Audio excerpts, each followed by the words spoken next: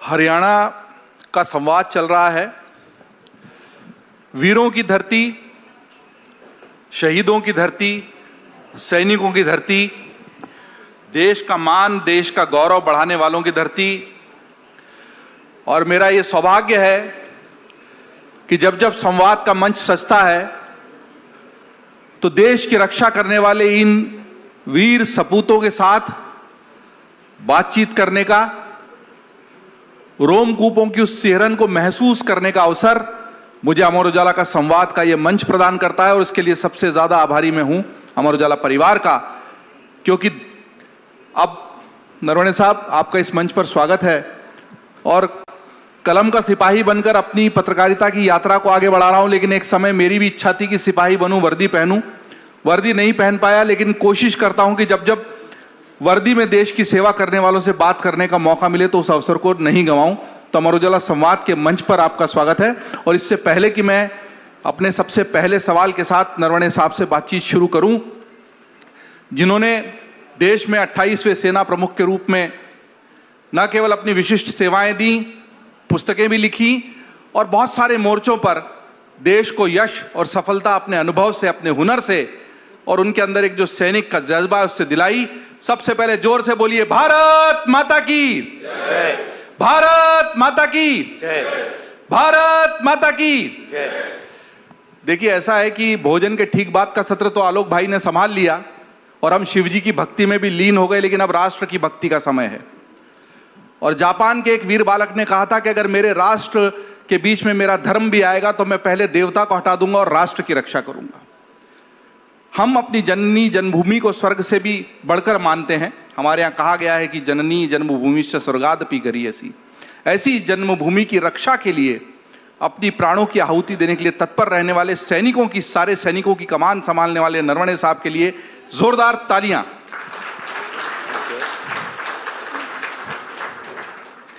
नरवणे साहब, सबसे पहले मैं उस सवाल पर आता हूं जो हम सबके दिलों में तब से खदबदा रहा है, जब लोगों ने अचानक से मई में 7, 8, 9, 10 मई को वो सब कुछ देखा जो हम शायद पहले कल्पना नहीं कर रहे थे। हम दूसरे देशों में अपनी सरहदों के पार कभी रूस और यूक्रेन के बीच होते हुए देख रहे थे, कभी इजराइल और हमास के बीच होते हुए देख रहे, लेकिन हमने साक्षात देखा कि कोई सैनिक सरहद पर जाकर नहीं लड़ रहा है, लेकिन युद्ध हो रहा है।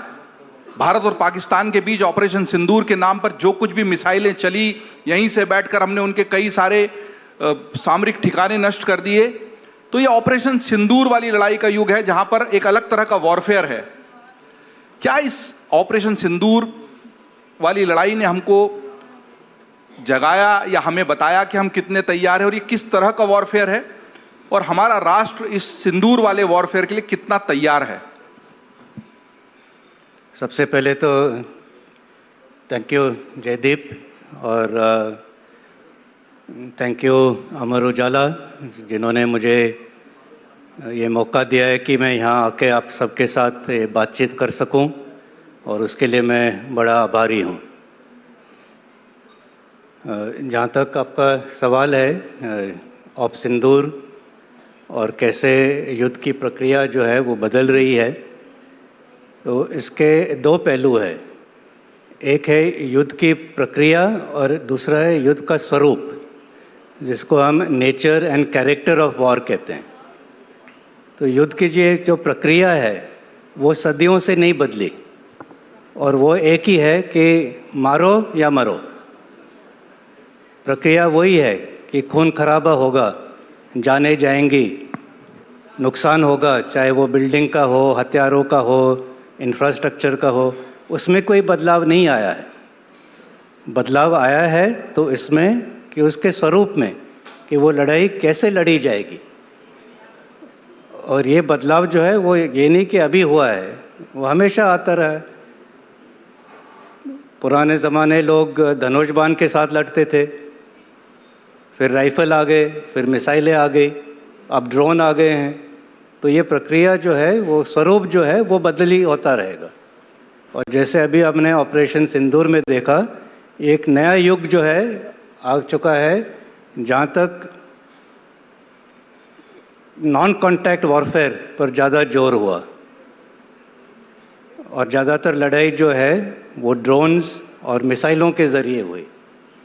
लेकिन इसका मतलब ये नहीं है कि आगे वाले समय में कॉन्टैक्ट वॉरफेयर नहीं होगा, कि सरहद पर जाके आमने सामने की लड़ाई मुठभेड़ नहीं होंगे। अगली लड़ाई कैसे होती है, उसकी प्रक्रिया क्या होगी, स्वरूप क्या होगा, वो इस वक्त हम नहीं कह सकते। हर एक जंग जो है वो एक अलग होता है। सिर्फ ये है कि हम जो पिछला जंग है, लड़ाई है, उससे हम सबक सीखते हैं और उसको अमल करके हम कोशिश करते हैं कि अगले बार हम ज़्यादा तैयार हों और ज़्यादा विफल। हम अगली बार ज़्यादा तैयार होंगे सर। पर एक इसका सप्लीमेंट्री क्वेश्चन ये है कि जो कुछ भी हुआ, क्या हमारे हवाई जहाज वाकई उड़ान नहीं भर पा रहे थे? क्या रडार सिस्टम वाकई लॉक हुए थे? फिर ब्रह्मोस तक निकालने की नौबत क्यों आ गई? ऐसे मतलब आपने इस वॉरफेयर को पूरा बहुत क्लोजली मॉनिटर किया होगा, लोगों के मन में बहुत क्यूरियोसिटी है, ऐसा क्या हुआ कि राफेल को नहीं निकालना पड़ा और ब्रह्मोस को निकालना पड़ गया? ऐसे कि जो इन्वेंट्री है, जो हमारे पास साजो सामान है, हथियार हैं, वो कौन सा हथियार कब इस्तेमाल करना है वो कमांडर का डिस्क्रिशन होता है। तो ये कहना है कि ब्रह्मोस निकालने की मोहब्बत आ गई, ऐसे नहीं है। वो हथियार है हमारे पास, हम देखेंगे कि टारगेट कौन सा है, टारगेट को नष्ट करने के लिए कौन सा हथियार सबसे कामयाब होगा और उस हथियार का हम इस्तेमाल करेंगे। कभी लगा कि एक हथियार हवाई जहाज के ज़रिए हो सकता है, फिर लगा कि नहीं, इससे अच्छा एक और तरीका है कि ब्रह्मोस मिसाइल ही क्यों ना इस्तेमाल किया जाए।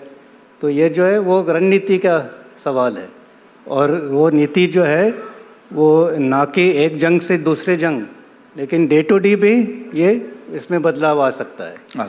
और यही बात है कि कितने जल्दी आप अपने रणनीति को बदली कर सकते हो, कितने जल्दी आप ये इसको अडेप्ट कर सकते हो, वही जनरलशिप कहलाती है, वही स्ट्रेटेजी कहलाती है। और हमने सिंदूर के माध्यम से ये तो दिखा दिया कि भारत किसी भी तरीके के युद्ध में पीछे नहीं है और हम इस तरह के युद्ध का भी जवाब दे सकते हैं। एक और महत्वपूर्ण सवाल है सर, हम लोग भी लगातार मीडिया कवरेज भी करते हैं और एक होती है ख्वाहिश और एक होती है वास्तविकता। अब ख्वाहिश तो यही है बहुत सारे लोगों की अखंड भारत ही बन जाए, लेकिन एक राजनीतिक इच्छा शक्ति और एक राजनीतिक नैरेटिव होता है जो हर मंच से कहता है। कभी रक्षा मंत्री कह देते हैं, कभी कोई मंत्री कह देता है, और राजनेता अक्सर मंच से कहते हैं कि वो दिन दूर नहीं जब पाक अधिकृत कश्मीर हमारा होगा। सब मानते हैं, दिलों में ख्वाहिशें हैं, लोग चाहते हैं, और अगर 370 हट सकती है, राम मंदिर बन सकता है, तो लोगों को लगता है कि पाक अधिकृत कश्मीर भी कल को हमारा हो सकता है। ये एक पॉलिटिकल नैरेटिव है। लेकिन एक सेना प्रमुख के रूप में जिनको जमीनी हकीकत सचमुच जमीन पे खड़े रहकर पता है और वहां से पता है जहां से हम सब नहीं देख सकते, पाक अधिकृत कश्मीर का भारत में शामिल होना कितना सच और कितना सपना है? तो ये सवाल बहुत ही इंटरेस्टिंग सवाल है। और क्योंकि आपने अभी बैठे बैठे अपने बताया था कि आप ये पूछने वाले हो, तो मैंने जल्दी से गूगल का इस्तेमाल किया। आजकल वही सबसे गूगल देवता गूगल बाबा, उसके बाद बाबा रामदेव आने वाले, एक बाबा रामदेव भी मंच पे आने वाले पहले। तो इसके बारे में मैं क्योंकि मुझे थोड़ा मौका मिला रिएक्शन टाइम सर, वो जो पार्लियामेंट्री रेजोल्यूशन है उसको मैं पढ़ के सुनाता हूँ, जो इस बात को पूरा एक तरीके से साफ कर देगा कि पाकिस्तान ऑक्यूपाइड कश्मीर के बारे में हमारा क्या कहना है। ये कि India's parliament passed A unanimous resolution on February 22, 1994। ये अभी की बात नहीं है, ये बहुत पुरानी बात है, 1994 की। Declaring Jammu and Kashmir, including areas under Pakistan's control referred to as POK, an integral part of India, demanding Pakistan vacate illegally occupied territories, asserting India's resolve to reclaim them through all necessary means and opposing external interference. This resolution remains the cornerstone of India's official stance, reaffirming sovereignty and territorial integrity over all of Jammu and Kashmir and Ladakh. इसे सुन के किसी को मतलब कहीं पर भी कोई शक नहीं होना चाहिए कि पीओके भारत का हिस्सा है। ये कब और कैसे फिर से हमसे जुड़ जाएगा ये भविष्य की बात है, लेकिन ये हमारा हिस्सा था और है और रहेगा।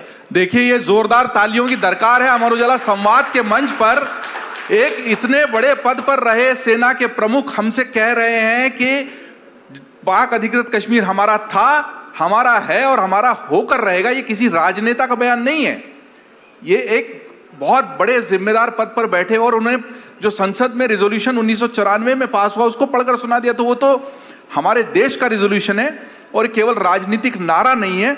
उसको केवल मंच से मजबूती के साथ नरवणे साहब ने दोहराया है, और जब नरवणे साहब जैसा व्यक्ति कहता है तो हमको लगता है कि सपना अब सच होकर रहेगा। वो दिन दूर नहीं जब पाक अधिकृत कश्मीर में भी सचमुच तिरंगा ही लहराएगा और जल्दी हम इस मकसद को हासिल करेंगे। नरवणे साहब, मैं अगले सवाल की ओर बढ़ता हूं। इधर हमने पाक अधिकृत कश्मीर की बात कर ली, लेकिन ठीक उसकी विपरीत दिशा में एक ऐसा पड़ोसी है जिससे निपटना हमारे लिए हमेशा से टेढ़ी खीर रहा है। 62 का युद्ध हो या गलवान की लड़ाई, LAC यानी लाइन ऑफ जो एक्चुअल कंट्रोल है, वहाँ पर चीन के साथ हमारे रिश्ते हमेशा से खट्टे मीठे। कभी लगता है कि व्यापार हो रहा है, ठीक हो रहा है, कभी हम उनकी ऐप्स बंद कर देते हैं। सिंदूर में जो भूमिका रही चीन की वो बड़ी संशय वाली नजर आती है, लेकिन फिर भी अभी जो ताज़ा वैश्विक परिस्थिति है उसमें हमें विश्व रिश्तों की दृष्टि से रूस, चीन, भारत अलग तरीके से एक मंच पर दिखाई देते हैं। लेकिन एक सेना के शीर्ष व्यक्ति के रूप में आप LAC का जो पूरा परिदृश्य है, चीन के साथ हमारी जो लड़ाई है और चीन के साथ हमारी जो तकरार है, दुश्मनी है, उसको कैसे देखते हैं? हमारे पास दो पड़ोसी हैं जिनके साथ हमारे बाउंड्री इश्यूज हैं। एक तो पाकिस्तान है ही और दूसरा है चीन। चीन के साथ हमारी प्रॉब्लम इसलिए है कि जो बाउंड्री है, और मैं खास करके ये शब्द इस्तेमाल कर रहा हूँ बाउंड्री, ना कि बॉर्डर, क्योंकि ये बाउंड्री जो है अभी तक तय नहीं हुई है और ये इसका बदलाव इंटरनेशनल बॉर्डर में नहीं हुआ है। और जहाँ जहाँ बाउंड्रियाँ होती हैं वह हमेशा कोई ना कोई मतभेद होता ही रहता है और टकराव होते ही रहते हैं। और इसीलिए चीन के साथ भी जहाँ जहाँ हमें लगता है कि ये इलाका हमारा है, कहीं उनको लगता है कि वो इलाका उनका है, तो यहाँ पे जहाँ डिफरेंसेस ऑफ परसेप्शन होते हैं वहाँ पे अक्सर ये क्लैश होते हैं और फेस ऑफ होते हैं, जैसे कि गलवान में हुआ। लेकिन ये नहीं है कि गलवान में ऐसे पहले बार ही हुआ है। हर साल कहीं ना कहीं, चाहे ईस्टर्न लद्दाख में हो, सेंट्रल सेक्टर में हो, बाराहोटी के पास, सिक्किम के एरिया में, अरुणाचल के एरिया में, ऐसे कई इलाके हैं, 10-12 इलाके हैं जहाँ पर इस किस्म के किस्से होते रहते हैं। लेकिन पिछले 2-4 साल में अगर एक बात बहुत सरल तरीके से सामने आई है, वो ये है कि इस बाउंड्री इशू का जो अगर उसको सुलझाना है तो वो बातचीत के ज़रिए सुलझाना होगा। यूनिलैटरल यूज़ ऑफ फोर्स के साथ वो स्टेटस को, जो यथास्थिति है, वो बदली नहीं की जा सकती। और जो जवाबी कार्रवाई भारत ने लिया उससे ये बात और भी पक्की हो गई कि ये बाउंड्री प्रॉब्लम एक अभी मिलिट्री स्तर पर सॉल्व नहीं हो सकता। अगर हो सकता है तो पॉलिटिकल लेवल पर ही हो सकता है और डिप्लोमेटिक लेवल पे। तो मिलिट्री है वो सिर्फ इस बात को उस स्तर पर ले जा सकता है, और हम ले चुके हैं कि सभी लोगों को ये समझ में आ गया है कि बातचीत के ज़रिए इस प्रॉब्लम को सुलझाना चाहिए।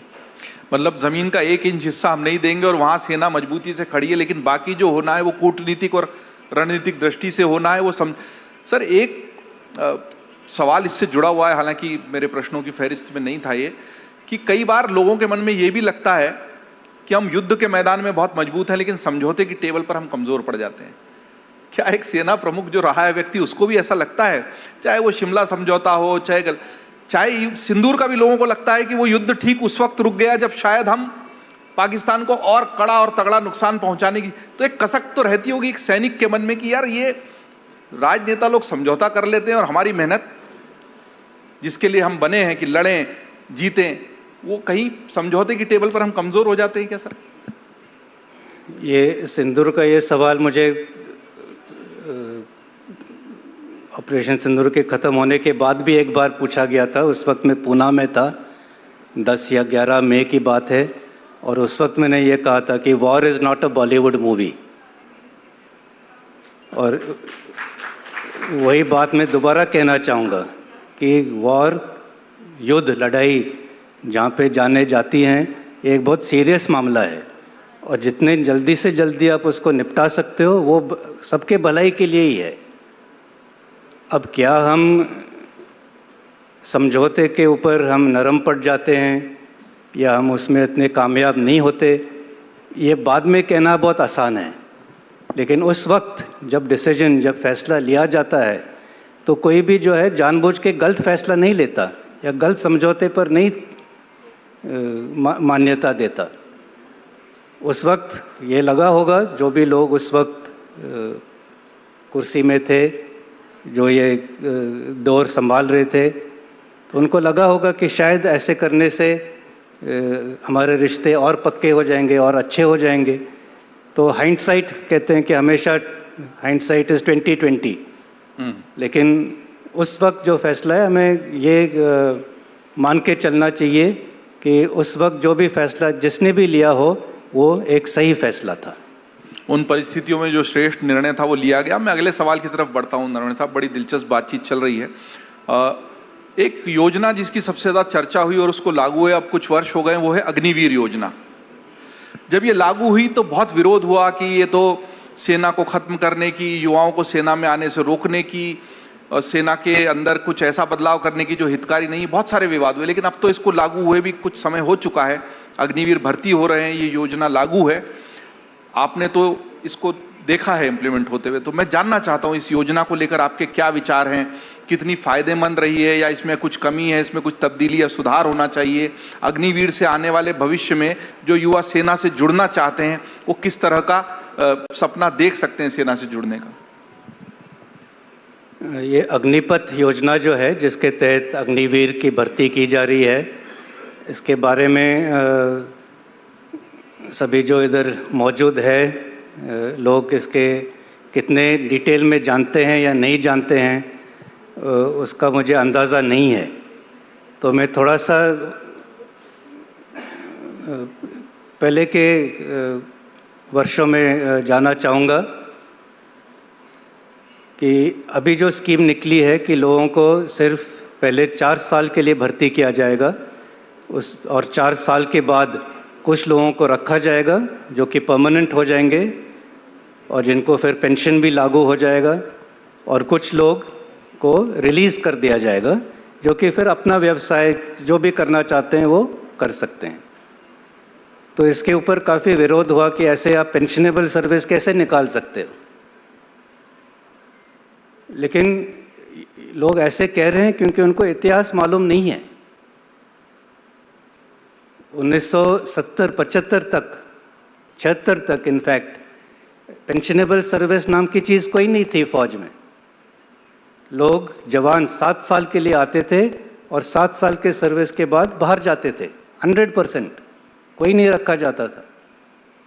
और उस वक्त क्योंकि 7 साल के बाद जाते थे, जो एवरेज एज थी सिपाही की, जवान की, वो ऑब्वियसली कम थी।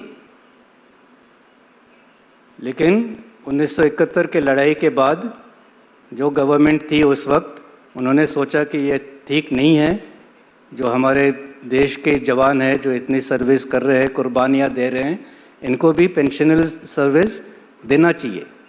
लेकिन अगर पेंशनेबल सर्विस पेंशन देना है तो फिर वो 7 साल के सर्विस में लागू नहीं किया जा सकता। और इसलिए जो terms of conditions of service है उनको बदली किया गया। जो HR पॉलिसी है, जो हर कंपनी में HR पॉलिसीज़ होते हैं, तो HR पॉलिसी को बदली करके वो 7 साल से 15 साल बढ़ा दिया और फिर पेंशन लागू कर दिया।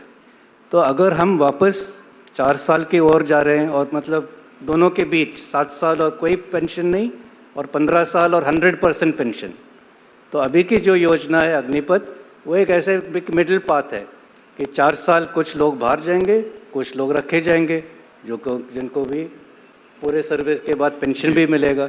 तो योजना में कोई ऐसे गलती नहीं है, मतलब ये नहीं कि ये योजना ठीक नहीं है, लेकिन कोई भी योजना जब अनाउंस करते हैं, जिसका घोषणा होती है, तो कभी भी कोई योजना 100% सही नहीं हो सकती, कोई ना कोई कमी पेशियाँ हो सकते हैं उसमें।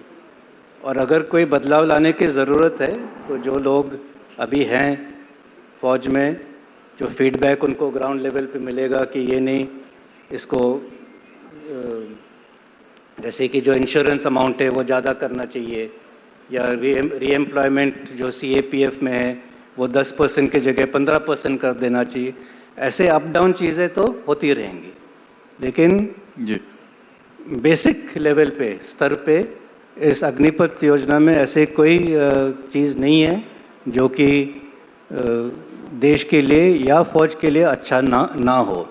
और अभी जैसे आप कह रहे थे ऑपरेशन सिंदूर में कौन लड़े हैं? यही अग्निवीर लड़े हैं, इनके 2, 3, 4 साल सर्विस है और कोई कमी नहीं नज़र आई। तो हम क्यों समझते हैं कि 4 साल में जो है लोग अच्छा काम नहीं कर सकते?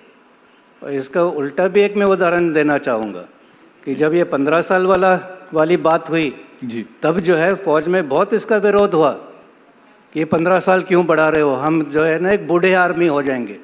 तो हमेशा तो दूसरी तरफ जी, तो हमेशा आपको सिर्फ टोक रहा हूं, लेकिन अलग तो इसका होंगे। मूल उद्देश्य तो सर युवा खून, यंग ब्लड ज्यादा बना रहे फौज में, और विदेशों में भी यही प्रक्रिया अपनाई जाती है शायद। हाँ, यही है मेन प्रक्रिया, यही थी कि यंग ब्लड की एवरेज एज जो है उसको कम करने के लिए। और विदेशी जो सेना है उनमें भी ऐसे ही है, वहाँ तो 2-2 साल के लिए लोग रहते हैं, 2 साल में रहते हैं और निकल जाते हैं उनके। लेकिन कोई और कारण है क्यों लेते हैं, क्यों उनका पॉपुलेशन कम है, उनके फ़ौज भी छोटी है। तो ये नहीं कि हम सभी लोगों को लेके 2 साल के बाद निकाल सके, लेकिन मूल सिद्धांत यही है कि एक यंग आर्मी होनी चाहिए जो कि हर मैदान में फतेह हो। अग्निपथ योजना जिसके तहत अग्निवीर भर्ती किए जाते हैं, मुझे लगता है उसको लेकर बहुत साफगोई से और बहुत स्पष्ट रूप से अपने विचार रखें। मैं अगले सवाल की तरफ जाऊं उसके पहले, पीछे शायद कोई मोबाइल या रील वील चलाने में व्यस्त है। मेरे इवेंट टीम के साथियों से निवेदन है कि वो स्टेज पर आवाज़ आ रही है और डिस्टर्ब कर रहा है। कोई साथी जो पीछे बैठे हैं, अगर वो मोबाइल पर रील चला रहे हो तो कृपया, देश राष्ट्रहित और राष्ट्र प्रथम की बात हो रही है, मोबाइल की रील से तो ज़्यादा ही महत्वपूर्ण है, ये रियल लाइफ की बात है। थोड़ा सा कृपा करें, पीछे से जो वॉइस आ रही है डिस्टर्बेंस की, इसको बंद करवा दें इवेंट्स की। सर, अगली एक और बड़ी स्ट्रैटेजिक चीज़ जो इम्प्लीमेंट होना है देश में, जिसको लेकर हम लोग भी जितना जानते हैं उतना ही पब्लिक को बता पाते हैं और उसके बारे में हम सुनते रहते हैं, पर वो अभी इम्प्लीमेंट नहीं हो रही, वो है थिएटर कमांड। ऐसा लगता है जैसे थिएटर कमांड से बहुत बड़ी हमें स्ट्रैटेजिक कुछ उपलब्धि हासिल होगी, पर वो अभी इम्प्लीमेंट नहीं हुई। तो क्या संसाधनों की कमी से नहीं हुई, या उस थॉट में ही कोई दिक्कत है?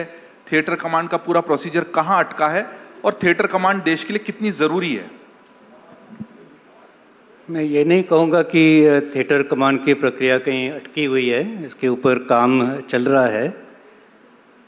थिएटर कमांड का होना मैं तो समझता हूँ कि बहुत ज़रूरी है, क्योंकि जैसे युद्ध की प्रक्रिया और तेज़ होती जा रही है और कॉम्प्लिकेटेड होती जा रही है, और जो टेक्निकी सुधारण हो रहे हैं उसके वजह से डिसीजन मेकिंग जो प्रोसेस है उसको और तेज करने की ज़रूरत है। इन सभी चीज़ों को मद्देनज़र रखते हुए एक इंटीग्रेटेड थिएटर कमांड होना बहुत ज़रूरी है, और इसके ऊपर काम चल रहा है। इस पे 2 जो है तरीके हो सकते हैं। एक टॉप डाउन अप्रोच हो सकता है कि पहले आदेश पास करो और फिर सभी लोग उसका पालन करेंगे, या एक बॉटम्स अप अप्रोच हो सकता है कि धीरे धीरे छोटे स्तर पर ऐसे इंटीग्रेशन करते रहो और अपने आप ब्रिक बाय ब्रिक वो इबारत खड़ी हो जाए। तो हम ये बॉटम अप अप्रोच अप्लाई कर रहे हैं, और कई चीज़ें हैं जो कि हमने ऑलरेडी जो है वो हमने एक साथ कर दिए हैं। इंटीग्रेटेड लॉजिस्टिक्स नोड्स खोल दिए हैं, तो एक ही लॉजिस्टिक्स यूनिट, चाहे आर्मी, नेवी, एयरफोर्स हो, सभी का लॉजिस्टिक्स जो भी सप्लाई करना है वो देख रहे हैं। एक बॉम्बे का उदाहरण लो, बॉम्बे में एयरफोर्स है, आर्मी है, नेवी है, सभी के अलग अलग सप्लाई डिपो थे। वही अलग अलग सप्लाई डिपो, वही साजो सामान, राशन, इक्विपमेंट, अलग अलग क्लोथिंग अलग अलग दे रहे थे। तो इन सभी को इकट्ठा करके एक ही यूनिट बना दी गई। ऐसे एक ही यूनिट करने से अपने आप जो है एफिशिएंसीज बढ़ते हैं, इकोनॉमी ऑफ स्केल आता है। तो इस किस्म के जो है एडवांटेज, फ़ायदे जो है वो आते रहते हैं। तो ये बॉटम अप अप्रोच करने से धीरे धीरे ये काम चल रहा है और आने वाले समय में ये ऑपरेशनल जो इंटीग्रेशन है वो भी हो जाएगा। लेकिन इसमें मैं एक और बात कहना चाहूँगा कि ये कोई ऑन ऑफ स्विच नहीं है कि आज हम एक है और स्विच किया और कल से थिएटर कमांड हो गया। वो एक सिस्टम से दूसरे सिस्टम में बदलने के लिए भी 10 साल लगेंगे।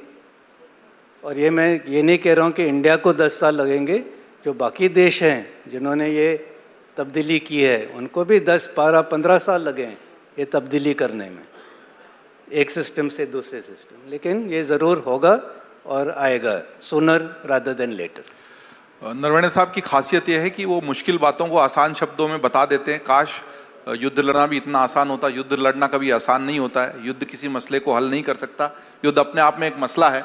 लेकिन मैं जो समझ पाया एक पत्रकार के नाते, और अमर उजाला का चूंकि संवाद का मंच है, हमारा लाइव वीडियो भी चल रहा है, बाद में भी वीडियो लोग देखेंगे, तो कुल मिलाकर संसाधनों के बेहतर उपयोग की और जो ब्यूरोक्रेटिक लेयर्स बीच में आ जाती है उनको खत्म करके एफिशिएंसी बढ़ाने की पूरी प्रक्रिया है थिएटर कमांड।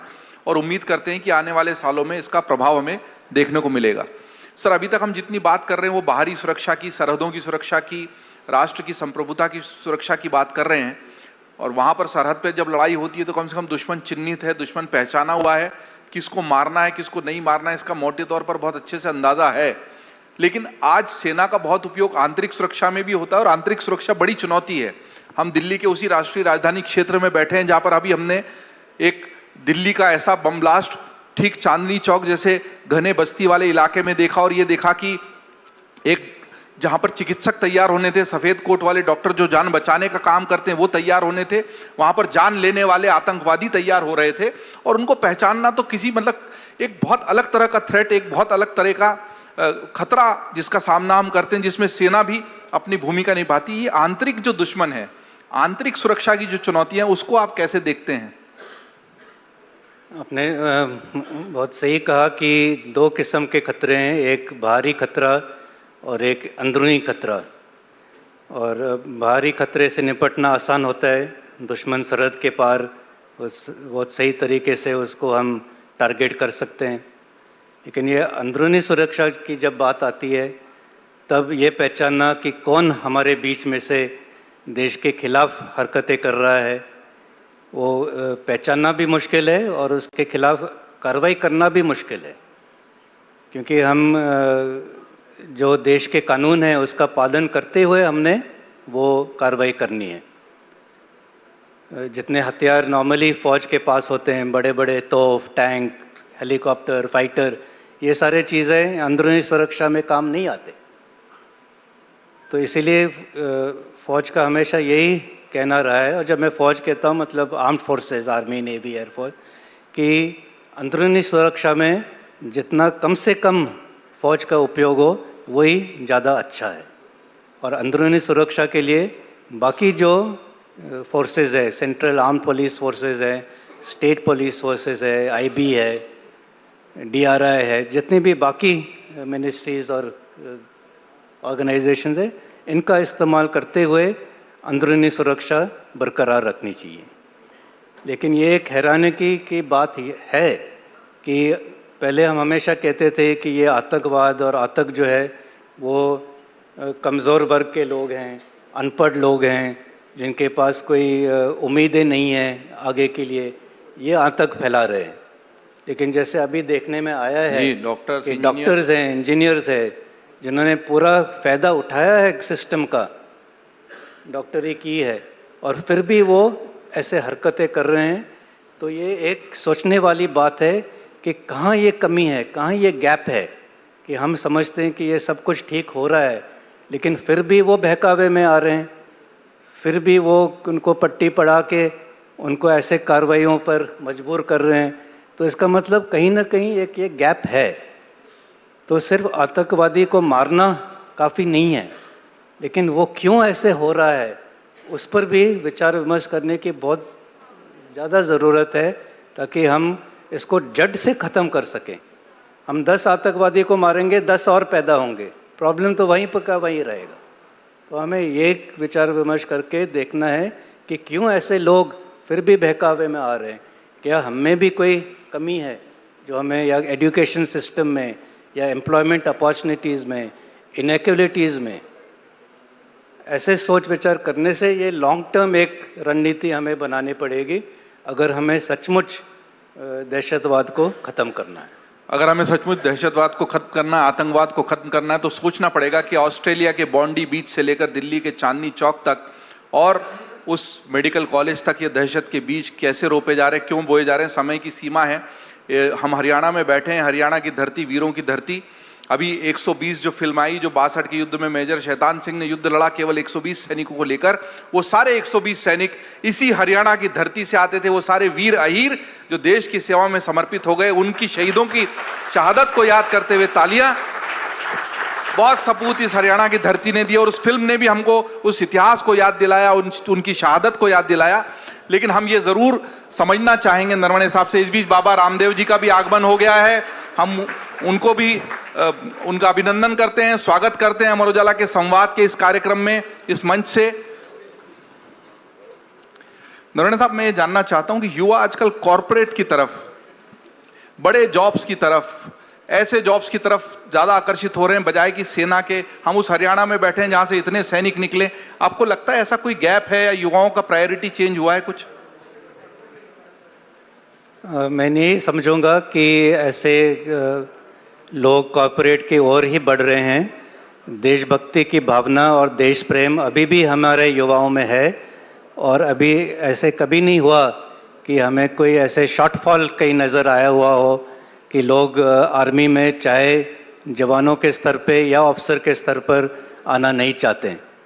और जहाँ तक हरियाणा के युवक है, मैं उनको यही कहना चाहूँगा कि आप सब ने देश की बहुत सेवा की है और इसी तरीके से भविष्य में भी सेवा करते रहना। इसी तरह भविष्य में सेवा करते रहेंगे। और चूंकि बाबा रामदेव भी सभागार में पधार चुके हैं, वो राष्ट्र की कुछ अलग तरीके से सेवा करने की कोशिश कर रहे हैं। नरवणे साहब ने सरहदों की सुरक्षा करते हुए देश की सेवा की और अभी भी रणनीतिक तौर पर लगे हुए हैं। और वो एक सैनिक के साथ साथ अब एक लेखक के रूप में भी स्थापित हो रहे हैं। उन्होंने किताब लिखी है, द कैंटोनमेंट कॉन्स्पिरेसी। सर, ये सेना से फिर लेखक की तरफ कैसे अचानक, मतलब आपने बंदूक थामी थी फिर कलम थाम ली एकदम से? वही मैं कह रहा हूँ, from soldier to story teller. तो मैं ये समझता हूँ कि किसी भी शख्स को जो है एक ही ऐसे इसमें अटके नहीं रहना चाहिए। अलग अलग चीज़ें जो है कि करने की कोशिश करनी चाहिए, चाहे वो एडवेंचर एक्टिविटी हो, लिखने का काम हो, जो भी है। You explore all your hidden talents. तो इसी को मद्देनज़र रखते ये कल्पना मेरे दिमाग में, इस कहानी की कल्पना जो है कई सालों से थी। तो रिटायर होने के बाद पहले तो मैंने अपना पीएचडी ख़त्म किया, 2 साल उसमें लगे मुझे, और वो नागालैंड के ऊपर था। वो पीएचडी होने के बाद फिर मुझे ये आइडिया है कि क्यों ना ये एक किताब लिखूं। तो ऐसे नए नए चीज़ करने चाहिए। और मुझे बहुत मज़ा आया ये किताब लिखने में। जिन लोगों ने ये किताब पढ़ी है, ये एक मर्डर मिस्ट्री है, लेकिन ये एक आर्मी कैंटोनमेंट में सेट है। तो वही मैं सबसे ज़्यादा अच्छा तो मैं यही जानता हूँ आर्मी के बारे में। तो वो जो माहौल है वो आर्मी का माहौल है, जिसके अंदर ये है सजा हुआ ये स्टोरी। और इसमें 2 लोग हैं, हीरो हीरोइन, और दोनों आर्मी में हैं। और कैसे वो इसको निपटाते हैं, अपना फ़र्ज़ कैसे पूरा करते हैं, कैसे फ़ौज की इज़्ज़त, आर्मी की इज़्ज़त, यूनिट को इज़्ज़त बरकरार रखते हैं, ये सारे चीज़ें इस किताब में निकल आती हैं। सस्पेंस भी है, थ्रिलर भी है, मर्डर मिस्ट्री भी है। और इस तरह की मर्डर मिस्ट्रीज पे सर अक्सर फिल्में भी बन जाती हैं। कोई फिल्मों का ऑफर तो नहीं आया इस किताब को पढ़ के? अभी तो बहुत जल्दी है उसके लिए, लेकिन देखते हैं। हॉलीवुड में अ फ्यू गुड मैन जैसी फिल्में भी बनती हैं, जहां पर वही पूरा मिलिट्री का बैकग्राउंड और कैसे एक सीनियर जूनियर के बीच में बात हुई और फिर वो कोर्ट मार्शल हुआ और कोर्ट मार्शल को कैसे, तो आपको लगता है इस तरह का कुछ प्लॉट है इस किताब में? इसमें भी एक है प्लॉट कोर्ट मार्शल का, और कैसे वो एक जो मेन कैरेक्टर है उसके ऊपर गलत इल्ज़ाम लगाया जाता है और दूसरे को बोला जाता है कि उसको प्रोसिक्यूट करे, लेकिन उसको वो जो लड़की है हीरोइन उसको नहीं लगता कि ये सही है, और जब उसको ये काम दिया जाता है कि इसको प्रोसिक्यूट करे, वो समझते हैं कि ये एक टोटल का काम करके उसको सज़ा दे देंगे, लेकिन जब वो डिटेल में जाने लगती है तब निकल आता है कि नहीं, वाकई में वो इनोसेंट है, गुनहगार नहीं है, गुनहगार और कोई है, और वो फिर निकल आता है। तो हाँ, ज़रूर ये एक OTT ये कुछ बन सकता है, लेकिन वो दूर की बात है। उम्मीद है कि इस पे OTT वाले कुछ ध्यान देंगे, लेकिन ये पुस्तक जिनकी दिलचस्पी है वो बाहर उपलब्ध है, पेंगुइन प्रकाशन की पुस्तक है द कैंटोनमेंट कॉन्स्पिरेसी। सवालों की फहरिस्त तो लंबी थी, लेकिन अगली मुलाकात के लिए उसको मुलतवी करते हैं। बहुत दिलचस्प बातचीत रही नरवणे साहब से, उन्होंने देश की बाहरी और आंतरिक सुरक्षा से लेकर अग्निपथ योजना से लेकर और थिएटर कमांड तक बहुत विस्तार से हमारे सवालों का जवाब दिया। नरवणे साहब, आप अमर उजाला के संवाद में आए, आपका बहुत धन्यवाद, बहुत आभार, और उम्मीद करते हैं कि राष्ट्र सेवा का ये संकल्प जारी रहेगा। इन शब्दों के साथ कि होते हैं बलिदान कई जब देश खड़ा होता है, होते हैं बलिदान कई जब देश खड़ा होता है, अपने जीवन से भी बढ़कर देश बड़ा होता है।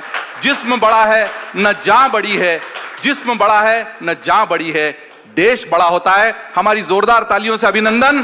भारत माता की, भारत माता की, भारत माता की।